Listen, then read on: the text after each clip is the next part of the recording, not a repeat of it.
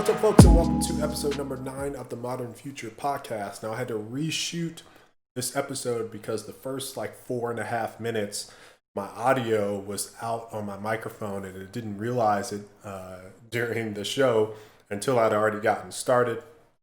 Basically, it's an introduction of my brother who was on the podcast this past week. I've been working on editing it so that it's a little bit more condensed, and you guys can listen to it. So without further ado, here's the episode, and there's plenty more on the way, and enjoy.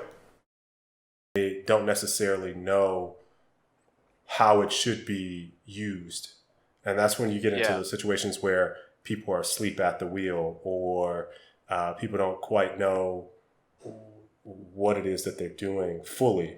And so I think that it's important to put more monitoring features in place to make sure that it's vital. One of the things that, I was particularly, concerned about was the notion that in people's perception of AI driving, there's zero room for error.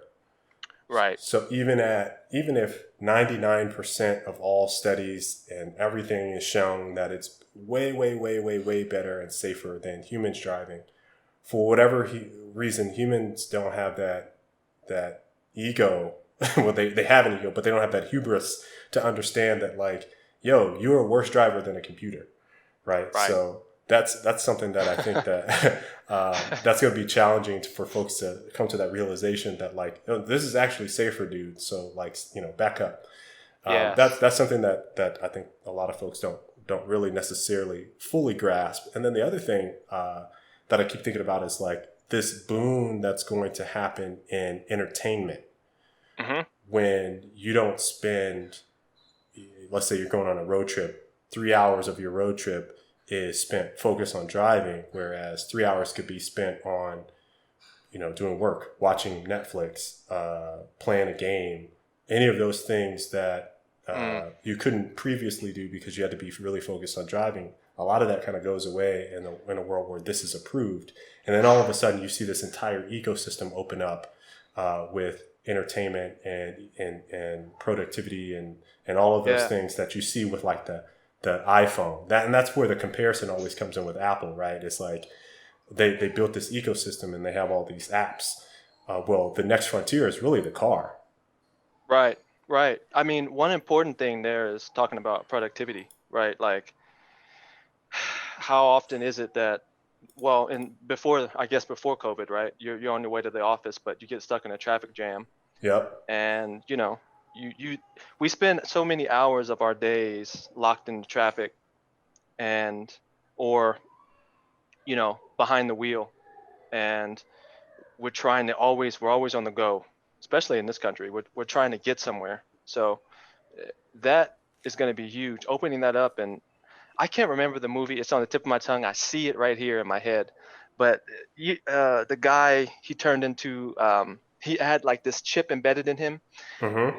And they had, but I think he crashed. It was the future, and the cars were self-driving and things like that. And then the AI took over, something like that. But you're talking about, what is that? It's on the tip of my tongue. Where he was the chip was implanted and then he could walk again. Yes. But the AI was really bad though. Yes. But I mentioned that because I think that they were. It wasn't an important focus of the story, but I remember them being very productive while they were in the car. They were talking to the AI and they were scheduling things, right? So. Yeah. It's definitely, we got quite a ways to go. And, I wanted to mention it because literally earlier this week or on the weekend, Elon saying it was coming in limited beta access. And he very specifically said it was coming to smart and safe drivers in this limited beta access, which means two things. One, they don't trust everybody with it, clearly. And two, they're monitoring people's behavior in their vehicles on a level that, kind of plays into this insurance thing I talked about before, where they have all the telemetrics. You speed on average, you take turns too widely, maybe on the highway, you drive faster than normal. Like they have that information, whether or not you understand they do or not. And so that could be determining some of the use cases for them to, use it and apply it in cases like this. You want to get access to features like this? Be a better driver. Exactly. Yeah. And having and man, that's another huge thing. They can get that insurance stuff right where it actually feels like you're in the insurance level that you're at is applicable to you, Yeah. and what you pay is applicable to how you drive. That could be a game changer. Yeah, for sure. That's one of the things that I've been harking on for a while. It's mission critical, I Yeah. think, to change that up. So on the topic of this, Cybertruck, right? It's something that I know you are vastly interested in. Yes. And I'm curious what made you want to pick it up day one? I think that for me, it all ties into the cool factor. Like, I think even before, as soon as Elon was like, hey, we're going to do a pickup truck and we're definitely inspired by Blade Runner, I instantly was like, I'm in. I didn't even see, you remember this. Yeah. I didn't even see the car. I didn't see anything at that point. I think they just had the teaser maybe. And it was like super dark and you didn't know what it was, but I was just, it's just a cool factor, and, Mm-hmm. and also wanting something that actually feels like it's the future. Right. Right. Is there anything in particular that, you think of from Blade Runner that was symbolic with what you saw on the very first time it was unveiled? For me, probably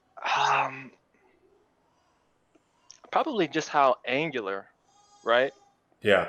That to me, the shape and design of the car, the exterior of the car, and the palette, for me did it. Kind of that silver, color tone.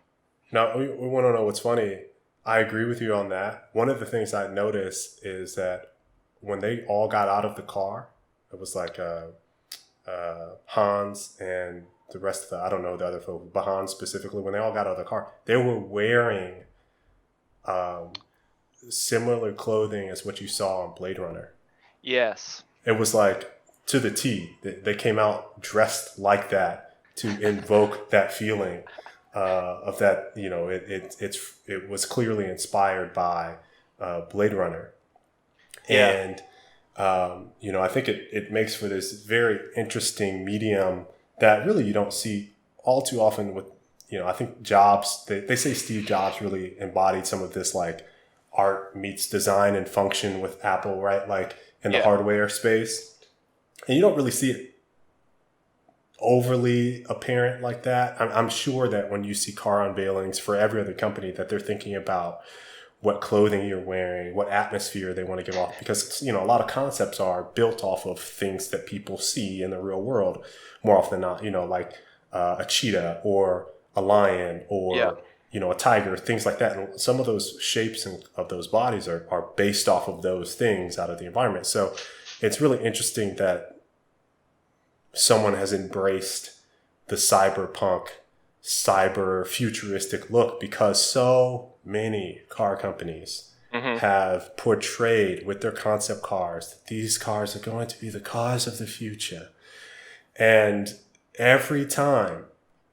literally every time, unless it's a $2 or $3 or $4 million, $6 million, $10 million supercar, they do not look anything like the concepts.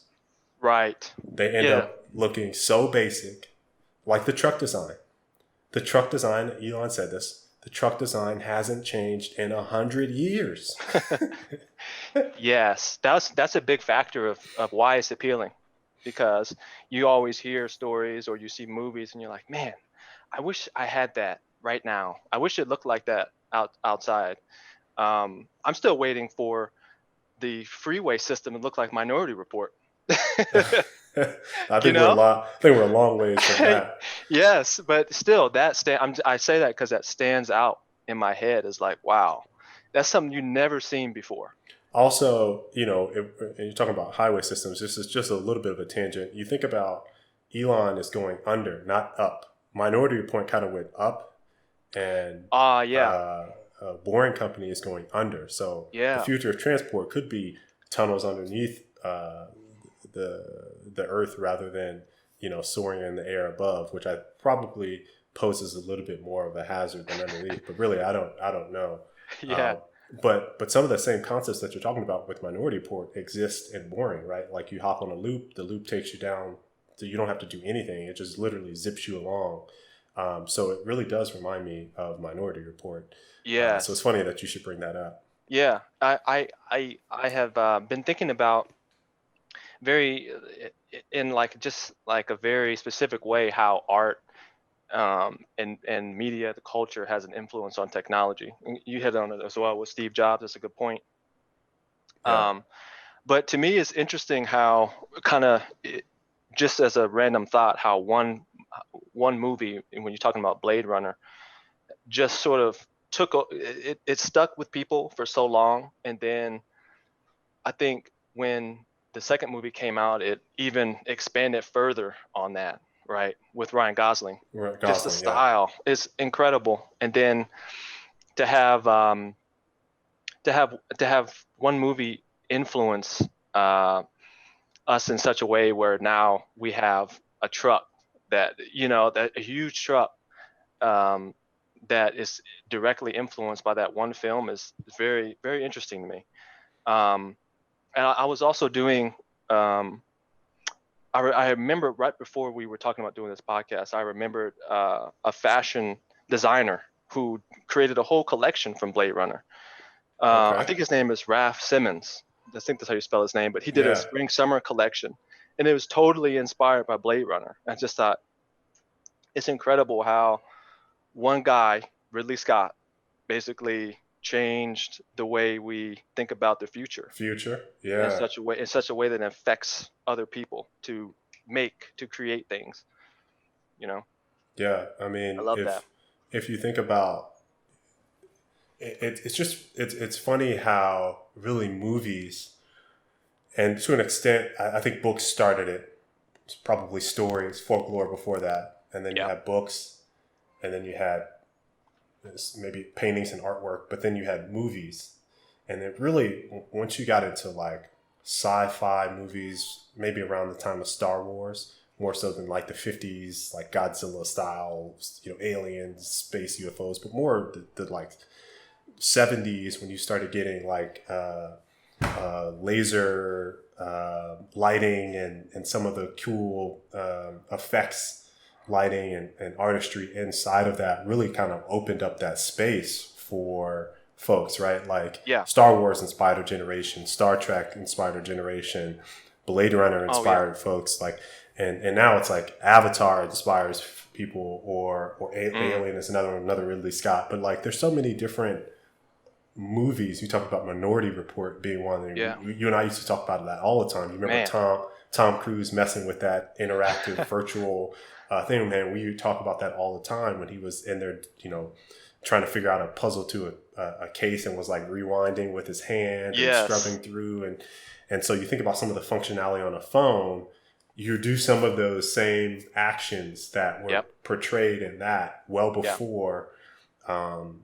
We had the iPhone release. It's like 6 years before it came out. So, yeah. Crazy, right? Yeah, it's just it's insane thinking about how the one thing inspires another, which leads to that tech actually coming to life. Maybe it doesn't represent exactly what you saw in the film, but it's definitely has that inspiration there that you can hit on. And one of the things that you touched on with clothing with Raf Simons. Yes. And you and I have been talking about this, and I want to kind of transition from specifically talking a little bit about the Cybertruck, but more about how what your wardrobe is has been like lately with COVID. Mm-hmm. And then on top of that, one of the things that we've talked about is clothing that's inspired by your vehicle. And the Cybertruck is one that we've been talking about a lot. And it really wasn't until you brought it up that I started thinking about it, to be honest with you. And so I'm curious how the pandemic affected, how you think about clothing now. Yes. And then two, what is it that you're currently planning for the inevitable release of the Cybertruck, and how you're thinking about wardrobe and your vehicle? Hmm. What I would try to do is combine speaking of like clothing, what I would try to do is like combine those two and be like, well, clothing in the pandemic, I would combine those two because I've already been trying to uh, refine my wardrobe with the Cybertruck in mind. Mm-hmm. So I'm actively like I had my girlfriend Danielle, like she helped me. I was like, hey, I want to like raid my closet ASAP and just like like get rid of stuff that I don't wear and kind of streamline it in a way where everything I want everything in my closet to be functional. It should be worn. And Mm-hmm. um I'm already like planning on um tailoring my wardrobe to look how I want it to be when I'm riding in the truck. So I haven't really let the pandemic affect that. What I've used the time to do is to find my aesthetic, right? Right. And it's super hard and super tough because like I have wrote out a list of everything um, that Blade Runner introduced, and what other fashion designers introduced, and um, what the culture has introduced in terms of clothing, Mm-hmm. futuristic clothing. And it's just like you think about the neons, you think about uh, just in terms of your wardrobe, right? Neons, you got jackets, trench coats, then you got people who rock the smart wear, right? Yep. Yep. You got semi-transparent clothes. And I got a some years ago I got this rain jacket from Zara that I think you've seen it once or twice, but it had that look, and it's just like a staple in my wardrobe. I have it, and I'm ready to unlock it again when the Cybertruck comes out, because it's like perfect. It's just what I wanted. It's great. And then you got neutrals. So one of the places that I have been looking at and discovered was REI. Danielle and I go there and more, and became members. And I was like, man, I love the aesthetic. I love the palette of Mm-hmm. their clothes. Mm-hmm. Not super flashy, but the colors are great. Um, and then you got boots. So you take all of that and you look at Blade Runner 2049. Yeah. All of that's there. It is. And you look at Ryan Gosling's, his jacket is iconic now, I think. I mean, as far as in my opinion, Yeah. trench coat with the it's like the It's almost like a bomber. sheer lining. Yeah. It's Yeah, like a bomber exactly. lining. Yeah, Yeah. exactly. Classic, man. And it has that, again, going back to that cool factor. It just has it. It reminds me of one unforgettable cool factor person for me was like Brad Pitt in Fight Club. I've talked to you about this, when he's got the red jacket Yeah. with the yellow tinted glasses Yeah. and I think he was chewing on a sucker or something. But it's like, man, cool, just cool. And everybody was like, oh man, Brad Pitt, like I want to be him. You know what I mean? Mm-hmm. It's something special about seeing it in a visual medium that makes you want to go out and buy that and be that. Interesting. Interesting. I have just started to embrace some of the, I think, ideologic things that you have discussed with, I think, the atmosphere that you want to create around a specific set piece. Yes. Before, I think I was only thinking about it in the context of, do I like how this looks? Not, do I want it to be thematic in in what I'm wearing or where I work or what I represent, or, you know, am I tech? Am I sustainability? Am I Cybertruck? And, you know, like some people dress like that. And really you would see some of this as like, you're an athlete, so you wear shorts and blah, blah, blah all the time. Or you like punk and goth, so you got, you know, lace,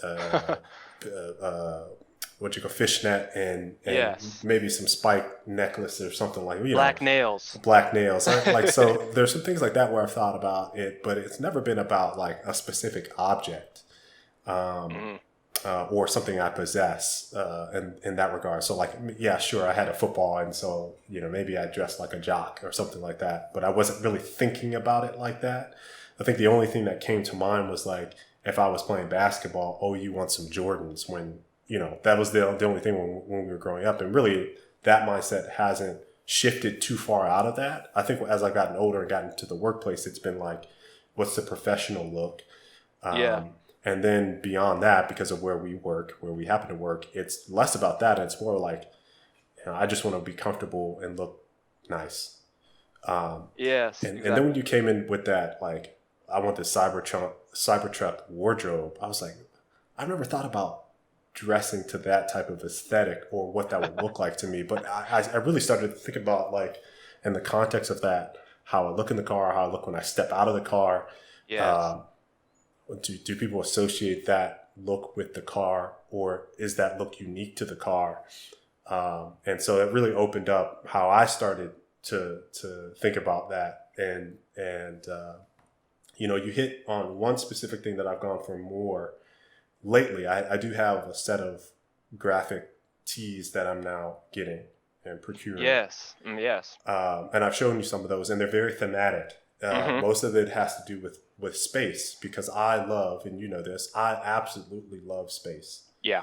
And I'm very fascinated by traveling to Mars and our solar system, and, you know, spaceships and all of those things. I mean, I absolutely love space. And so all of those graphic tees have like astronaut. It's Into the AM is the brand. Have astronaut themed stuff with bright colors, very vibrant stuff. Really pops on whites or blacks. And it seeing that color palette to me changed how I was able to wear certain shoes, because most of my shoes are very, very muted. I get, you know, I'm a Yeezy, Jordan, Nike person by trade. Yes. But I typically stay in the black, gray, white, black, gray combo, black, gray, red combo, which is, you know, classic, iconic Jordan palette, which is like that bread type style, or cement, which is the other one that's the black, red, gray. But what that did was, once I got that base black on the color, it really opened up like, oh, well, now I'm going to wear some lemonades, which are like light blue, pink, really like, what's the word? Pastel colory, blues and yellows and pinks. And so, you know, it changed my view on some of that. And now I have that specific look, and maybe I wear that on a certain day when I feel a certain way. But to your point, I really love neutrals. I absolutely adore neutral colors, mono look. I don't typically wear logos. I try to avoid logos at all costs. So the fact that I got into the AM stuff really branched out from my traditional look, which was, you don't know what I'm wearing. And that's on purpose, because I don't want you to know what I'm wearing. Exactly. Incognito, exactly. But I was thinking that the Cybertruck will really solidify, I think, more of my neutral look, and some of the aesthetics that I've built around that have to do with neutral. And it gets into, you know, I'm doing this modern look. I started at the beginning of the year, stopped because of COVID, but because I just haven't had the yearning. This really affected my purchasing habits to buy anything. I just recently bought a lot of stuff for Christmas when it comes to shopping for clothing. Yeah. So I got holiday shopping for the girls and myself. I lined up a couple things. My birthday's coming up, so I wanted to get a couple shoes. I have not been able to get any shoes this year. Not a single pair that I wanted to get. Not one single pair. Same.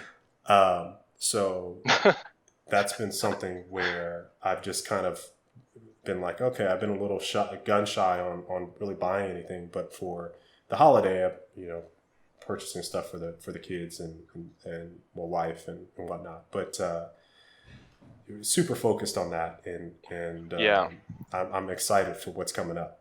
For me, I haven't been getting too frustrated yet because I think you and I both are waiting for certain, like for example, Yeezys. We're waiting for certain Yeezys to drop. Yep. And I haven't been so upset because wasn't able to get it.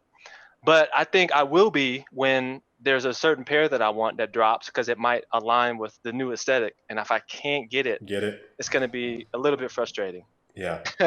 Yeah, for sure. He released that calendar view where you can see everything coming out. I'm like, oh yes, want that one. Here's the date. Yeah. Here's the date. But that is going to be interesting to watch out for. And you had a great point earlier. I can't believe that I forgot about graphic tees. That's graphic tees and shirts. I went to LA and got a really cool graphic sweater from H&M. But I was like, that graphic for me is another thing that can be futuristic as well. Yeah, it's really about the choice in the graphic, and I've really shied away from like the Supremes, the like hype beastie graphic stuff. I've never been into that. No, I'm not knocking it, but it's just never been my style. I've been very specific and like I would love to get, like I said, and then just thought about this last year when I started buying them. Was like, man, that would be cool if I could get astronauts on my shirt. So then I started looking for astronaut themed tees, because I love space, and when I was able to see what Into the AM does, it's just phenomenal stuff with their graphics and the use of color. Oh, it really pops. Yeah, absolutely. I was just gonna say to your point earlier about thinking about clothing and the Cybertruck. I remember having a discussion where I was telling you, I'm a visual person. Yep. So it just came to me one day. I was like just sitting there and had my eyes closed. I'm like, you try to put yourself in the truck and you just go, you hear the sounds and you hear the futuristic sound of the car. Put yourself into the truck. If you put yourself into the truck and think about it as a spectator, somebody who's watching, and they hear the sound of actually, there's no sound. No, there's no sound. There is no, but they just see the you truck pull up. because they don't hear the sound. But in your head, you think about the movies where it's like, shoo, and you hear that, and then, boom, the person parks, and then they open up the door. Who's that getting out of that? Yeah, exactly. And then, as a viewer, what does that person look like when he steps out of the car? Yeah. That's what got me thinking about, well, how do I want to dress? How do I want to look when I get out of the car? That's an interesting take on it, because the heads will be turned as soon as you see anybody rolling in the Cybertruck. It's going to turn heads for sure. Oh yeah. It's funny that you mentioned just the head turning. I had an opportunity to ride in this is going to be a nice transition, by the way, too. Wait for it. In a C8 Corvette. That's one of the folks that I work with. It's orange and black, mid-engine. He got the works on it. Absolutely phenomenal. He pulled into our neighborhood, and mind you, he's a black guy, right? So yeah, there's some obviously head turns with that, but some folks that live in our neighborhood. There's one guy that was driving by, and this is the one I will never forget. He took his camera while he was driving. He drove really slow and was filming the car, and us standing there as he drove by, because it just looks that gorgeous. And we talk about EVs a lot, but look, a gorgeous car is a gorgeous car, and I knock him all the time for purchasing it. I was trying to get him to buy a Model 3 for the longest time, but he was like, I got to get this. This is my dream car. I got to get it. So he bought it. I took a ride with him. We got up to 110. So it was nice. Yes. I got to hear that engine rev up and purr, and then we zip back around, and it was a nice little drive, nice experience. Super beautiful car. Yeah. It makes me want a Roadster even more. Oh yeah. And that's another one. It's a phenomenal looking car. And one of the things that I thought was really interesting about this year, he was slated to get that car in February of 2020. Then they had some delays, and then COVID hit, shut down the factories. And then they had to recall him for when you went too fast, the front of the hood would pop up. So they had to do another recall, delayed it. He finally got his car last week after waiting, what is that, 9 months? 9 months, basically, for this car.